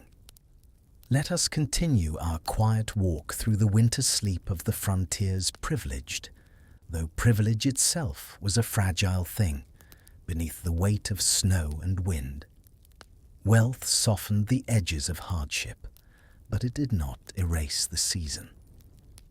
In many homes that rose above the rough cabins and bunkhouses of the West winter, arrived with a full sense of ceremony. Chimneys were cleaned, heavy drapes were brought down from storage trunks, and rugs were layered 2 or 3 deep to keep warmth from sinking into the floorboards. Yet, even with all this preparation, the cold had a way of making itself known. In the homes of territorial officials, ranch owners and mining investors, routines formed around sleep that seemed elaborate, when compared with the simple collapse into exhaustion experienced by most settlers. Servants would warm bricks in the kitchen stoves and wrap them in flannel before placing them near the foot of their employers' beds to soften the first shock of cold sheets. Lamps were trimmed with care so they would not flicker too strongly in drafts. Basins of water were placed strategically to capture condensation and keep the air slightly moister. And still, on the coldest nights, frost appeared along the inner seams of window frames, tracing delicate white lines that looked like handwriting in a language no one could read. Some families attempted to maintain a semblance of Eastern gentility, insisting on rituals that made more sense in cities than in half-frozen towns. In one elegant home in Virginia City, the master of the house refused to sleep in any room but the one he called the Blue Chamber, named for the wallpaper imported from a shop in New York. The wallpaper cost more than the entire construction of some minor cabins nearby. Yet the Blue Chamber had a flaw. It faced a direction that caught the coldest evening winds. Servants begged him to move to the warmer guest room during winter, but he refused. Pride settled on him like a second blanket, and so he slept in a room where even the ink in his writing desk froze solid one February night. His wife, more practical, slept in a smaller chamber across the hall. Her diary tells us that she listened to his footsteps through the wall as he rose again and again to tend the fire. She wrote with a mix of fondness and fatigue that he would rather suffer the cold than yield to common sense. She also wrote that she kept her shoes beside her bed in case she needed to check on him. For all their wealth, warmth was still something that demanded vigilance. This instinctive vigilance extended to homes far larger than the Blue Chamber household. In Helena, a merchant family lived in a mansion that locals considered a marvel. Tall ceilings, graceful staircases, and a parlor filled with upholstered furniture that had never seen trail dust. They had a cook, 2 maids, a driver, and a boy who served as a runner for errands. Each night before the family retired, the entire household performed a winter routine. The staff would close the interior shutters, fold thick drapes against the windows, and brush back any snow that had blown in through cracks of the outer doors. Then the father of the family would walk the ground floor himself, checking stoves, lifting lids to assess coals, adjusting vents by feel. It was a habit he had carried west from a childhood on a Pennsylvania farm. He never trusted someone else to handle fire. Fire was life. Fire was risk. Only after he made his rounds did he climb the stairs to his bed. The irony was that even with all this attention, the family rarely slept through the night. The chimneys expanded and contracted with loud knocks. The wooden beams groaned. The wind pressed against the mansion as if testing it. One child later remembered waking at least twice each night. During winter, not fully understanding whether she woke because of the sounds or because she sensed the adults were uneasy. Sleep in these great homes was warm, but it was not serene. Winter travel added another layer of complexity to the sleep of the wealthy. Many frontier elites owned multiple properties or traveled frequently for business, and winter did not pause for their schedules. Stage lines ran through snowdrifts when possible and halted entirely when not. Travelers often found themselves sleeping in halfway places. Inns where the sheets felt damp from the breath of countless guests. Stations where haylofts doubled as warmest sleeping spaces. Farmhouses where guests shared beds because there were not enough rooms. Even wealthy travelers accepted these arrangements without complaint, because winter gave them no choice. A lawyer named Edwin Porter wrote about a night spent in a way station between Pueblo and Trinidad. He traveled with trunks of suits and fine polished boots, but that night he slept wrapped in a rough wool blanket on a narrow cot in a room shared with 6 strangers. He wrote that the room smelled of wood smoke and wet coats, and that he did not sleep well, but he also wrote something else. He wrote that the men in the room warmed it more than the stove. Their presence reassured him. He had expected roughness, but received camaraderie instead. The frontier surprised him. Winter surprised him. And he realized he was not separate from the common travelers after all. Sleep was equalizing in that cold room. Let us linger for a moment with the coach passengers who traveled through these corridors of snow. Imagine a wealthy woman in a fine wool coat sitting in a stagecoach, illuminated only by a lantern swaying from its hook. Snow sweeps past the windows. The horses grunt. The wheels crunch through drifts, then slide. Eventually, the driver calls down that the storm is too strong to continue. The coach pulls off the trail. The passengers, no matter their wealth or refinement, gather in the confined space and begin to prepare for an uncomfortable night. They share blankets, they share bread, they huddle for heat. The storm turns the coach into a cocoon. Sleep comes in brief waves. The cold presses in at their feet. They listen to the wind and wonder how long the horses can bear it. Nothing about this resembles the elegance they knew in their hometowns. Yet it was part of their frontier life, as real as any fine dinner party or parlor gathering. Even those who rarely left town found themselves pulled into the uncertainties of winter. Elite social life continued through the season, but winter shaped it in peculiar ways. In older towns, large homes often served as centers of evening gatherings. Guests arrived bundled in their finest outerwear with cheeks flushed from the cold. Inside, they removed layers and moved into bright parlors, where pianos played and card tables glowed under lamplight. Conversation flowed easily. The illusion of civilization at the edge of wilderness felt complete. But it was an illusion maintained through constant effort. Hosts frequently offered guests the option to stay overnight. The streets were too dark, the wind too sharp, the snow too deep. These overnight arrangements created a kind of frontier hospitality that was formal and intimate at the same time. Guests might sleep in grand bedrooms or in hastily arranged cots placed in narrow rooms. Sometimes men slept 2 to a bed each, turning carefully. Women shared thick quilts borrowed from trunks that usually stayed closed until the coldest weeks.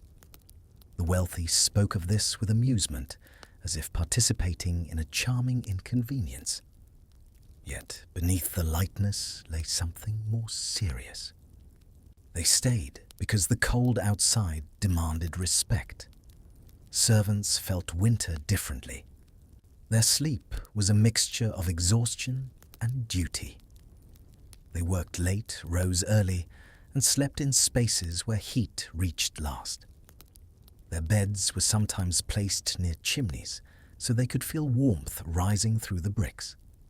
Other times, they slept in small attic rooms with steeply angled ceilings and tiny windows that let in thin ribbons of moonlight and cold. Diaries written by servants in frontier homes rarely complain openly. Instead, they note small details. A basin frozen solid in the morning, a quilt still cold after hours in bed, a mouse running near the wall. These details reveal a world almost invisible to the families they served, yet essential to keeping those families comfortable. Winter storms often forced households to rearrange their sleeping arrangements. In Colorado Springs, one prominent family recalled the winter of 1884 when a blizzard blocked their doors, with snow so thick it had to be tunneled through. For 3 nights, they left their upstairs bedrooms and gathered in the parlor. They placed every mattress they owned on the floor. The fire burned constantly. They cooked simple meals nearby. The children remembered it as the coziest week of their lives. Their parents remembered struggling to keep the fire steady while the wind shook the shutters so hard they bowed inward. Everyone slept, but no one slept deeply. Winter had pressed the entire family into one room, as if reminding them that weather, not wealth, ruled the frontier. Other families adopted winter routines that bordered on ceremony. In some homes, every bedroom had its own screen of heavy curtains that could be pulled shut around the bed to trap warmth. In others, quilts were layered so deeply they became almost architectural. One woman in Nevada wrote that she slept under so many blankets the weight of them felt like a second person. She compared it to being embraced by fabric. In the same entry, she noted that this snug feeling gave her strange half-dreams, as if she were drifting through corridors lined with cloth. Many wealthy homes included washstands in the bedroom, with porcelain pitchers and basins. These objects, elegant and smooth, took on an entirely different character during winter. Water left in the basin would freeze overnight. Soap would harden so much it had to be warmed near the fire before use. Even the warmest bedrooms had corners that gathered cold like a secret. The wealthiest families accepted these inconveniences with a kind of resigned grace. Winter was a force they could resist, but not defeat. There were also families who embraced cold intentionally. Health trends from the East encouraged sleeping in fresh air even during winter as a tonic for the lungs. Some elite frontier homes included small enclosed porches or alcoves for this purpose. These rooms had windows on 3 sides and simple cots. People slept there, wrapped in thick wool blankets, believing the cold would strengthen their constitution. A woman in Wyoming wrote proudly that she slept on her porch through the entire winter of 1892. She noted that she woke many mornings with frost on her blanket, but claimed it improved her mood. Her husband tried it once and returned to their shared bedroom after 10 minutes. Even within these fine homes, danger sometimes intruded. Chimneys clogged with soot, pipes cracked, stoves overheated. One judge in New Mexico nearly lost his home when a fireplace flue failed and smoke poured into the bedrooms. The family woke coughing and stumbled into the yard in their nightclothes, shivering beneath the stars. They spent the night in a neighbor's barn wrapped in horse blankets. It reminded them, the judge wrote later, that the frontier respected no one. For children of frontier wealth, winter sleep created memories that lasted into adulthood. Some recalled the comfort of soft sheets warmed by servants. Others remembered the fear of storms so loud they woke the entire household. One boy from a prosperous family in Idaho wrote that every winter he had the same dream. In it, he walked through his house in the dark and found that all the rooms were filled with snow. He said he never felt afraid in the dream, only curious. The frontier had entered his imagination as much as his waking life. Let us pause here at the threshold of another morning where wealthy households stir in their various ways. Some wake to gentle warmth, others wake to chilled glass and quiet dread. All feel winter around them, shaping their nights, shaping their minds, shaping their sense of place. Wealth offered comfort, but comfort did not erase the frontier. Not here. Not in winter. As the morning brightens in those stately homes and kitchens come alive with the sound of water heating and the quiet clatter of pans, the frontier elite rise into a world that is still wrapped in winter. Some greet the day with practiced ease, stepping into slippers that were placed beside warm hearthstones. Others wake slowly, feeling the remnants of restless dreams, clinging to them like thin frost on a window pane. The night may have been comfortable, but even comfort carried its own subtle tensions. In certain households, morning routines were carefully orchestrated rituals designed to restore a sense of order after long nights, fractured by cold. Servants arrived with trays of warmed water for washing, for real bathing required effort that most saved for midday. The wealthy dressed in rooms where fires had been tended before they woke. Yet, even as these rituals unfolded, the reality of winter intruded in small ways. A sleeve chilled at the cuff, a brush so cold to the touch it startled, a window that refused to open because ice had sealed it shut. In towns that had begun to prosper, the elite found ways to shape their winter mornings around imported comforts. They had tea from far coasts, jam from distant factories, and the quiet satisfaction of reading Eastern newspapers that arrived weeks late, but still made them feel connected to a larger world. There was a certain pride in maintaining these routines on the edge of a wilderness. It was a statement of identity, a way of saying they had not surrendered to the frontier, not entirely. And yet the frontier had its own say in their lives, especially where sleep was concerned. For many wealthy families, night and day were separated not only by darkness, but by awareness of risk. They lived in large homes that stood out against the landscape. This visibility created an undercurrent of unease for prosperity. In isolated places could provoke envy or resentment. A rumble of hooves at night, a distant knock that could have been the wind, or something else, a lantern flicker across the road. These small sounds carried weight. They altered the quality of sleep. Some heads of households kept pistols near their beds during the cold months, not because danger was constant, but because danger was unpredictable.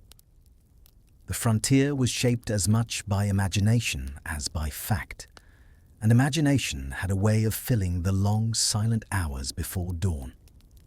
In certain mining towns, wealth was new and untested. Men who had struck gold or silver lived with a kind of jittery pride, savoring their success while knowing it might vanish. Their sleep reflected this uncertainty. Some hired night watchmen to patrol their homes, listening for odd noises. Others slept lightly, waking at any creak of floorboard or gust of wind. It was a strange thing to possess, so much more than their neighbors, yet sleep no more peacefully. One mine superintendent, a man who oversaw dozens of laborers, confessed in a letter that he often slept worse in winter than in any other season. The weather made the hills volatile. Drifts collapsed. Frozen timbers cracked. He woke repeatedly, imagining he heard explosions or cave-ins miles away. He would rise from bed, wrap himself in a heavy robe, and stare out into the icy dark with a sense of guilt he could not quite articulate. He slept warm, he wrote, but warmth did not settle his mind. Others lived with the opposite problem. Their minds were calm, but their bodies refused to adjust to unfamiliar comfort. A banker from St. Paul's who relocated to Cheyenne recalled that he could never sleep as deeply in his large heated home as he once had in smaller quarters back east. He said the heat felt artificial too, even too intentional. The walls felt too still. The entire house seemed to hold its breath. In winter, he sometimes slept in his dressing room instead of his bedroom because the smaller space felt more human. His wife found this behavior perplexing, but he claimed it helped him rest. These strange adjustments reveal something essential. Comfort was not always as restful as one might expect. The body carries memory, and what the body remembered in the frontier was vigilance. In boarding schools for the wealthy, winter sleep took on its own character. These schools, built in growing settlements like Salt Lake City or Santa Fe, housed the children of ranchers, judges, and businessmen. The buildings were intended to offer stability and culture, yet their heating systems often failed during the coldest months. Children slept in dormitories where they curled beneath quilts stitched by their families. The wind rattled the windows, and the younger students often crept into each other's beds, whispering to pass the long hours. Even privilege had its limits here. Some beds were warm, some were cold. All of the students woke to the same frost on the floorboards. A girl whose father owned a railroad spur wrote that winter nights in her school felt heavier than nights at home. At home, she said the sound of fire in the hearth kept her company. In the dormitory, the fires were too far away. She would lie awake, listening to the uneven breathing of the girls around her, sometimes counting the breaths to calm her nerves. When she did sleep, she dreamed of horses struggling through snowdrifts, though she could not say why. Winter had shaped her dreams as surely as it shaped the landscape. Wealthy ranch families who lived far from towns encountered winter differently. Their houses might be large, but they were separated from neighbors by miles of open land. In isolation, winter pressed in with particular force. Storms rolled across plains with nothing to slow them. Nights stretched endlessly without the comfort of neighboring lamplight or passing wagons. Sleep in these empty places felt both precious and precarious. On one ranch in the Dakotas, the family would gather in a single large bedroom on the coldest nights. The parents slept in their bed, while the children slept on pallets on the floor. The room glowed with lamplight and the warmth of a wood stove. The children loved these nights. They talked until sleep claimed them, listened to stories or traced patterns in the frost that formed along the bottom window pane. The parents, however, experienced these nights differently. They understood that the fire might die, or that snow might pile too high against the door. They enjoyed the closeness, but never forgot its purpose. It was a practical measure, not a game. And yet there was tenderness in it, a kind of warmth that money alone could not create. In other wealthy households, winter sleep took on a rhythm of social expectation. Guests visiting from the east often found themselves unprepared for how cold the nights could be. Hosts would provide extra quilts, offer hot drinks, and jest politely about the newcomers' lack of frontier hardiness. But these gestures concealed the truth that the hosts also struggled with the cold. They had simply learned to accept it. Even well-appointed bedrooms with polished wood and imported carpets could not escape the season entirely. One visiting cousin from Boston wrote that she admired the strength of frontier women. She described lying awake in a fine guest room in Montana, hearing the wind roar like a distant river. She assumed her hosts slept peacefully through such nights. In the morning, she learned they had been awake too, listening for the same sounds. She said it changed the way she understood them. They were not immune to hardship. They simply lived with it quietly. This quiet endurance was a defining trait of the frontier elite. They hosted dinners, managed businesses, built schools, funded churches, and held themselves with formality. But their sleep revealed something more vulnerable. To lie down in a room lit only by fire's glow, unsure whether the weather would shift or the night would turn dangerous, was to share an experience with every other soul on the frontier, no matter their means. Let us return for a moment to the mansions with their grand staircases and imposing facades. Many of these homes included guest chambers that were used heavily through winter, for travel often required long stays. Guests arrived exhausted and chilled, and hosts prided themselves on offering warmth. Yet within these same homes, there were small rooms where servants slept rooms far colder than the chambers reserved for visitors. The contrast was stark. The wealthy dreamed beneath embroidered quilts, while the workers who sustained their comfort curled beneath plain woolen blankets. But even among the privileged, not all winter nights were equal. Those who stayed in hotels experienced their own challenges. Early luxury hotels in cities like Denver and Salt Lake were impressive by frontier standards, but they were vulnerable to shortages of fuel or labor. On cold nights, guests might wake to find their fires had gone out, or their water glasses frozen on the bedside table. The staff worked tirelessly, but even the strongest systems faltered when storms stalled deliveries or blocked roads. One hotel guest, a woman visiting from Baltimore, wrote that she could not reconcile the elegance of her surroundings with the harshness of the weather outside. Her room had a fine carpet velvet drapes and a bed that looked inviting. Yet the walls trembled during storms, and she could hear snow striking the windows with startling force. She said it felt like sleeping in a palace built on the edge of a cliff. This mixture of luxury and fragility defined elite winter sleep on the frontier. It created a strange duality where comfort and unease existed side by side.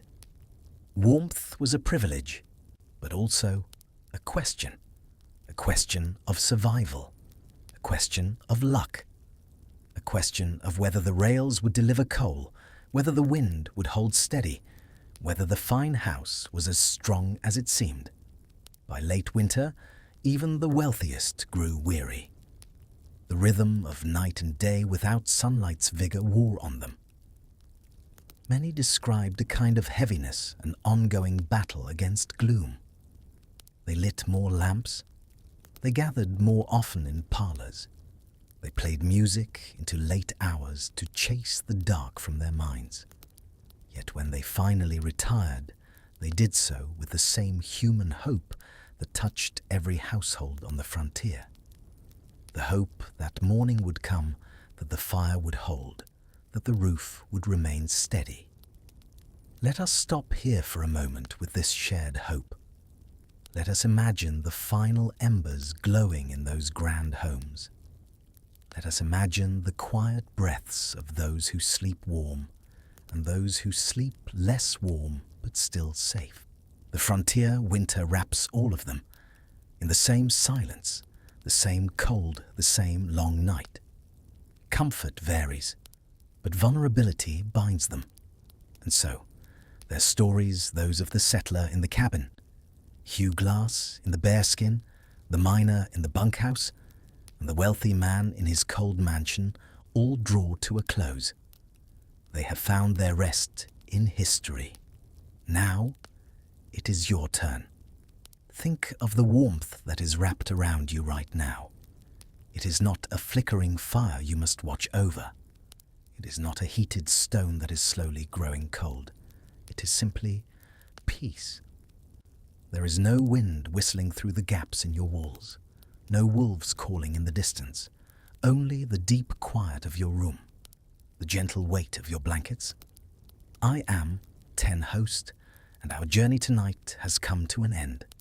But your own journey into sleep is just beginning. You are safe. You are warm. Let the struggles of the past become a soft lullaby, a reminder of how precious this simple, quiet moment truly is. Breathe slowly. Feel your chest rise and fall. Let the stillness hold you. It is time to rest. Thank you for staying with me through this quiet story. It's been a comfort to share the night with you, just as we did at the beginning. I hope the calm stayed with you as we moved through each chapter of the past. I'll be here again with another gentle tale told in the same soft pace whenever you choose to return. You're always welcome in this little corner of the night. There's another story resting on the screen ready whenever your eyes still feel steady enough for it. Or you can simply close them now and let the quiet settle in. Sleep well. I'll be here for our next journey.